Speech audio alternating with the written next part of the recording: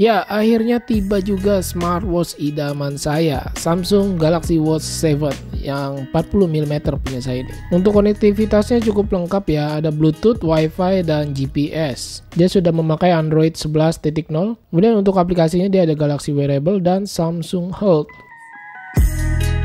Sekedar info untuk smartphone yang di luar Samsung, ini agak ribet ya. Jadi kita harus download beberapa aplikasi untuk pairing ke smartwatch-nya nanti. Dan satu hal lagi, untuk Apple atau iOS ini tidak bisa menggunakan Samsung Galaxy Watch 7 ini. Dan ini adalah strap bonusnya fabric band. Soalnya waktu saya beli ini pre-order ya 25 hari, meleset 6 hari deh kayaknya. Ukuran strapnya 20mm, cukup kecil. Di lengan saya yang kecil ini pastinya cocok banget ya. Nanti juga saya akan coba ganti-ganti dengan strap model lainnya yang boleh copotan punya ya, 20mm. Pastinya lebih oke sih. Pertama kali saya melihat dan memegang smartwatch Galaxy Watch 7 ini, saya merasa perubahannya nggak ada yang signifikan ya di bagian desainnya ya. Terlihat mirip-mirip seperti si Galaxy Watch 6 maupun Watch 5 yang pernah saya bawakan di channel ini. Tetapi yang Watch 6 kemarin itu, tahun lalu saya bawakan yang 43mm ada ring bezelnya. Itu keren sih beneran. Sedangkan yang tahun ini tidak ada yang 43mm, langsung loncat ke 44mm. Untuk fungsi di bagian bezelnya ini kita masih bisa sentuh ya. Berasa haptic feedbacknya ketika disentuh dari atas ke bawah, kiri kanan. Sama seperti di Galaxy Watch 6 atau Watch 5. Kalau saya lihat untuk dia punya build quality, case-nya menggunakan AL atau Armor Aluminium dan Sapphire Glass di bagian kaca displaynya.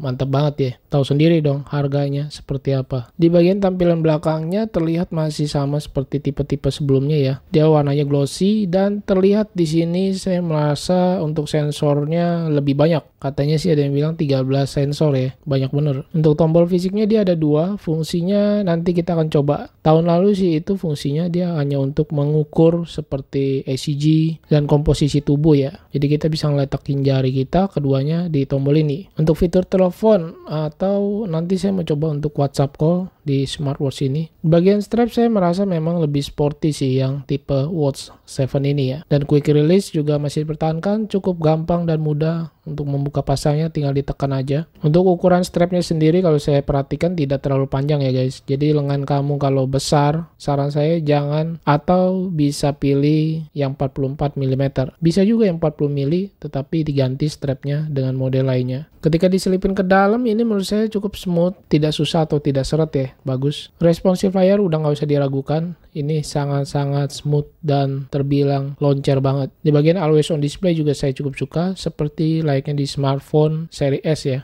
Jadi dia terlihat dia punya wallpapernya redup, watchface-nya tetapi tetap menyala. Untuk menonaktifkan always on display juga cukup mudah, tinggal di tap aja di menu shortcut dan kita bisa geser ke kiri untuk melihat menu shortcut selanjutnya seperti konektivitas, setting brightness, dan lain-lainnya. Untuk prosesornya sendiri sudah pasti menggunakan yang terbaru ya versinya, Exynos W1000, 5 core 3 nanometer. Wah, makin kecil aja tuh nanonya. Untuk kapasitas baterainya dia 300 mAh, memang tidak terlalu besar mengingat dia punya bentuk atau desain smartwatch-nya yang kecil ya. Menurut saya cukup pas sih. Untuk kapasitas 300 mAh aja bisa dilihat di bagian belakang dekat sensor heart rate-nya ini terlihat agak bulky ya. Bayangin kalau bisa sampai 400 mAh, lebih tebel lagi sih. Untuk pengecasan dia menggunakan wireless yang menurut saya ini nggak terlalu cepet banget. Seperti di Huawei itu saya akuin itu cepet sih pengisiannya. Walaupun tertulisnya dia sudah fast charging ya, menggunakan Type-C. Untuk daya tahan baterai sendiri, pengetesan saya beberapa hari, menurut saya sama seperti tipe Wear OS sebelumnya, yang hanya bisa bertahan sekitar 1 harian aja. Kalau diirit-irit, menurut saya ini bisa lebih dari 1 hari sih, bisa 1,5 hari nyampe. Maklumin aja namanya juga smartwatch Wear OS ya. Dengan banyaknya fitur yang dibenamkan di smartwatch ini pastinya akan menguras daya tahan baterai. Kalau saya aktifkan semua seperti fitur GPS, NFC, Bluetooth, dan sensornya yang lain seperti heart rate, SpO2, itu setengah hari aja udah turun 50%. Nggak sampai 1 hari itu sudah lowbat. Jadi ketika mau tidur, saya gunakan untuk sleep tracking, saya harus cas dulu guys, biar penuh, supaya tidak mati ketika saya waktu tidur ya, smartwatch-nya. Untuk daya tahan airnya ini udah oke sih menurut saya. Dia memakai IP68 5 ATM menggunakan military standard 810H. Tapi kalau saya disuruh cemplungin ke air atau saya bawa berenang, lebih baik saya lepas guys. Karena mengingat harganya yang lumayan mehong, saya nggak rela kalau sampai kemasukan air lalu rusak gitu ya. Walaupun dia sudah bersertifikasi military standard. Bisa dilihat untuk harganya dia 4499. hampir 4,5 kurang dikit. Ada di toko hijau maupun di toko oranye. Saya lihat ini tersedianya hanya ada 2 pilihan warna aja ya, varian green dan cream. Masih di bagian display, saya coba swipe, ya udah nggak usah ditanya, ini benar-benar smooth, fluid banget. Ini berasa seperti kita bawa smartphone kemana-mana ya dalam pergelangan tangan kita. Dia mempunyai RAM 2GB dengan memori internal 32GB. Layarnya ini beneran cakep banget, walaupun kecil saya suka ya. Layar sudah menggunakan Super AMOLED, walaupun terlihat memang display di bagian bezelnya ini hitamnya cukup masih tebal.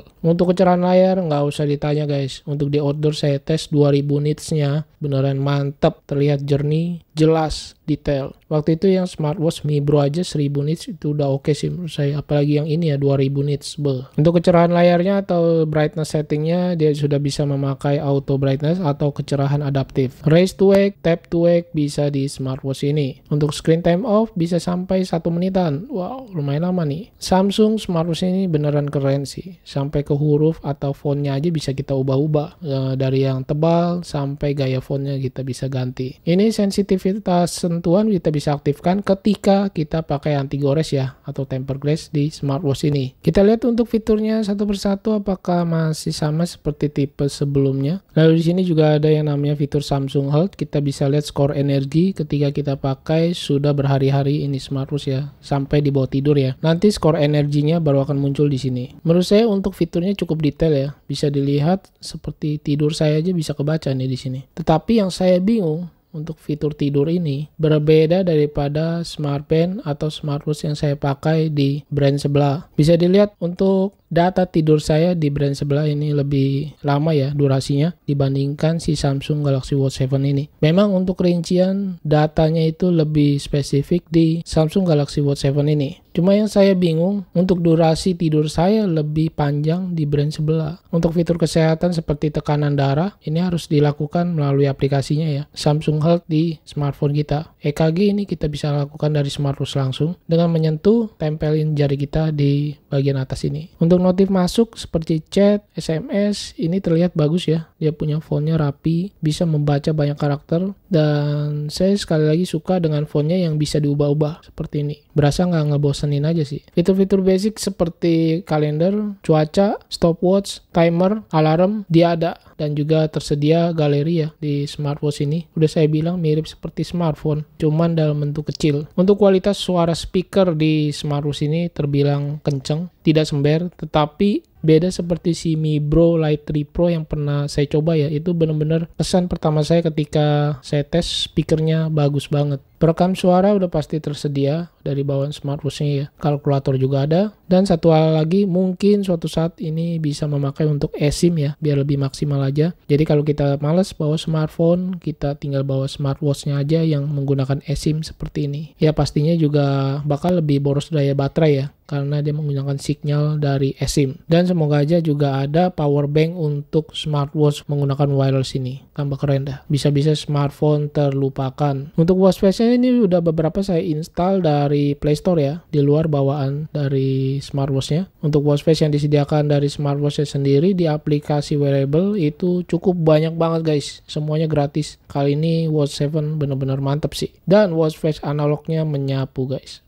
Keren habis dah ini. Untuk penggantian dia punya watchface yang udah saya install di aplikasinya ke smartwatch itu cukup cepat banget, tinggal sekali klik aja. Untuk Galaxy AI yang dibenamkan di smartwatch Galaxy Watch 7 ini, yang udah tadi saya bilang ya, kalau kalian nonton tidak di skip, dia ada di skor energi. Di skor energi ini kita bisa mantau atau detail daripada data keseharian kita. Lalu juga dia punya fitur yang dihentakkan jari gitu ya. Jari kita tinggal di tap-tap aja, bisa untuk meremote kamera. Dan juga dia punya fitur yang cukup keren menurut saya, bisa mendeteksi ketika jatuh. Jadi mirip seperti si brand sebelah ya. Kita bisa aktifkan dari aplikasinya. Dan ini saya coba tes dengan strap copotan dari smartwatch lain ya. Ini ada 2 pasang strap yang warnanya berbeda. Dan ini saya coba yang warnanya abu-abu. Selama ukurannya sama 20 mm, kalian bisa ganti-ganti dengan model strap lainnya guys. Mau yang model leather, rubber, silikon. Untuk ketebalannya saya ukur dia ada di 14 mm dengan diameternya 40 mm. Dan lak-tulaknya 48 mm. Menurut saya untuk ukuran smartwatch ini terbilang tebal sih. Dia ada di 14 mm ya. Cuma saya suka aja dengan desainnya yang imut.